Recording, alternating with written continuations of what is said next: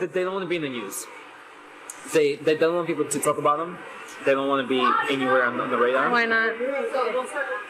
I don't know, but I suspect it's probably because it's easier to do things when people aren't thinking about it.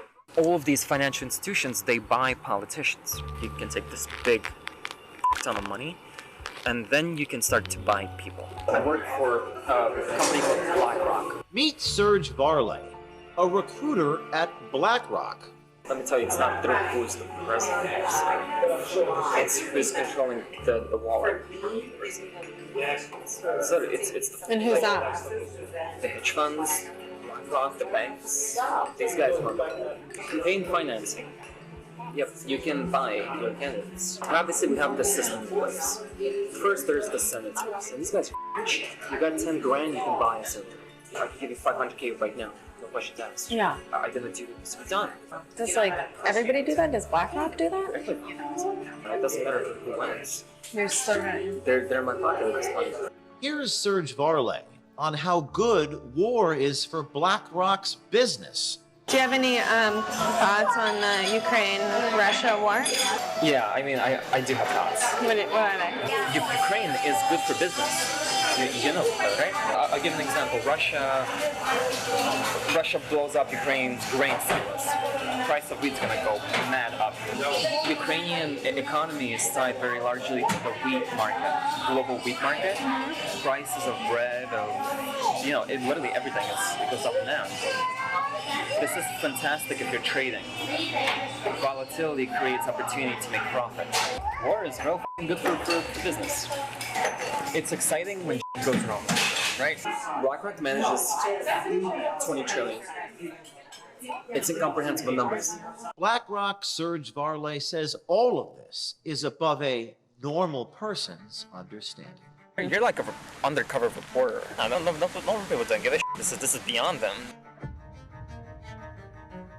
The whole thing of like domination from a concept is just so interesting. I love how he says that the normal people wouldn't care about this kind of stuff. And I think BlackRock maybe is starting to feel threatened because normal people, i.e. the plebs, the little guys, people like yourself and I, are starting to care and to pay attention and to recognize like that old adage, follow the money, I think is just becoming increasingly more and more apparent. And people are starting to dig into these companies, these oligarchs, and follow that trail. And all like the vast majority of roads leads back to BlackRock and Vanguard. Yeah, it's insane. And I know as a journalist, you do this, I do this. That's one of the main things we do when we're trying to present you a story. In order for us to better understand it, we follow the money. And you're right, now, as people are becoming more aware with things like government overreach and just things that don't seem to make sense anymore, people are starting to do that as well. At the beginning of the video, you hear that recruiter say, they don't want to be on the news. They don't want to be talked about. So that has to change. But this is a huge story. Of course, I haven't yet seen anybody in the state preferred media covering it. I wonder why. So it's interesting you bring that up, Drea, because in the remainder of his clip, he actually goes to talk about the mainstream media and how they kind of time the releases of certain things like the volatility in the markets and for trading.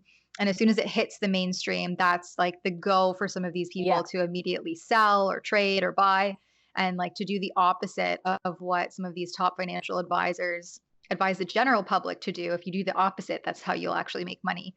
And so this is really like the corporate interest side of the ruling elites and a little bit of an inside peek into how they do business. And I think the plan for OMG and James O'Keefe is to release additional footage. He says there that he had an interaction with Sergio, I think it was, this recruiter.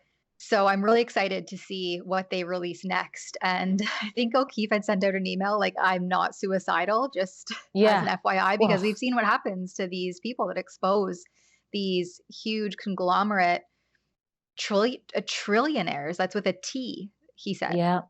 Well, we got to pray for him because, like I said, this is a big story. Something that stuck out to me is also when the guy says, oh, senators are cheap. You got $10,000. You can buy yourself a senator. Now, it just reminds me, again, if we go back to the average everyday people like ourselves, outside of news, people aren't paying a whole lot of attention to senators, but every once in a while they pop up. I know there's a senator out here in BC who pops up when it comes to defending China about certain things like the Muslim Uyghurs and things like that don't quite make sense.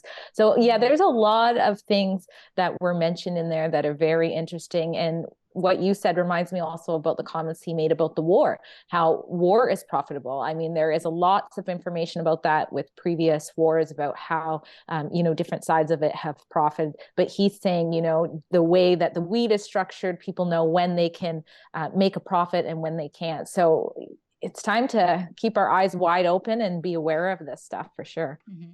Yeah, the journalist also in there asks something along the lines of, like, how can the news media take a side in a war? And he basically is just like, well, it's propaganda. Like, just so nonchalant. Just, it's clear and evident to these people what they're doing. He's saying himself verbatim that it's propaganda. And then when people come to me and, say things like, oh, the mainstream media is trustworthy and they're part of the Trusted News Initiative. And it's like, you need to take off the rose-colored glasses and have a look at what's really being spewed at you and gather news from various sources and make up your own mind. That's the unfortunate part of the news, is it used to just be, we're going to share what the news is, and then you form your own opinion. And now it's like the opinion's formed for you and shoved down your throat. And that is like almost verbatim the definition of propaganda. That's a clip from something we call Rebel News Daily. It's our daily live stream hosted by my friend David Menzies, but the show also includes a rotating cast of hosts and special guests, including me. It's a great way for us to talk about the news of the day as the news is happening in an unscripted fashion, and it's an awesome way for you to interact with us as well. We stream every weekday, 1 p.m. Eastern, 11 a.m. Mountain, wherever you find Rebel News. See you there.